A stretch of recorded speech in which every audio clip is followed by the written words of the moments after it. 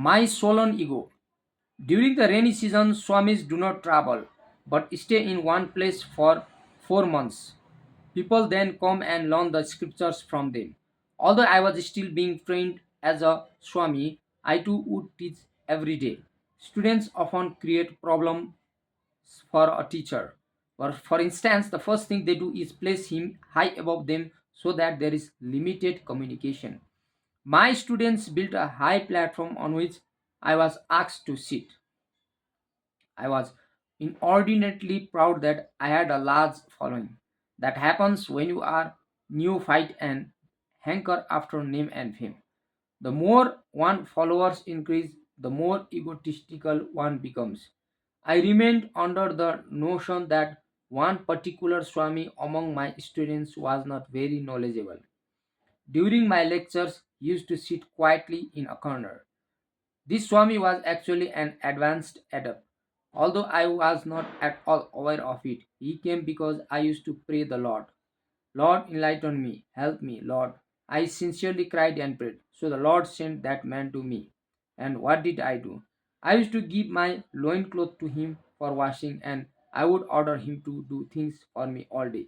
He was with me for 2 months before deciding to teach me a lesson. One morning, we were both sitting on a rock on a bank of the Ganges. While brushing my teeth, I ordered, "Go and fetch me some water." He had had enough of my sullen ego.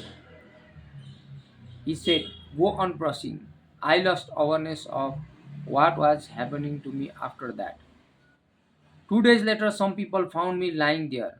My face was horribly swollen. I had dropped the brush but was still rubbing my finger in my mouth continuously.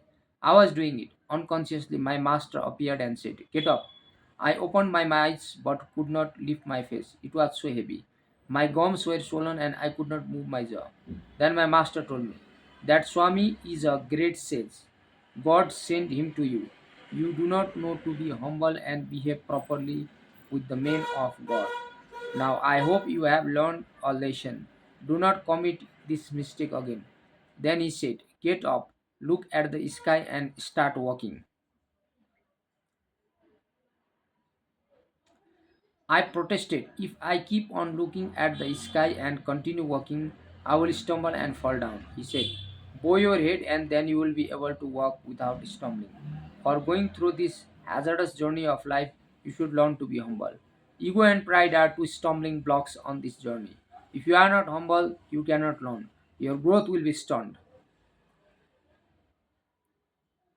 When one begins to treat the path of spirituality, it is essential to be humble.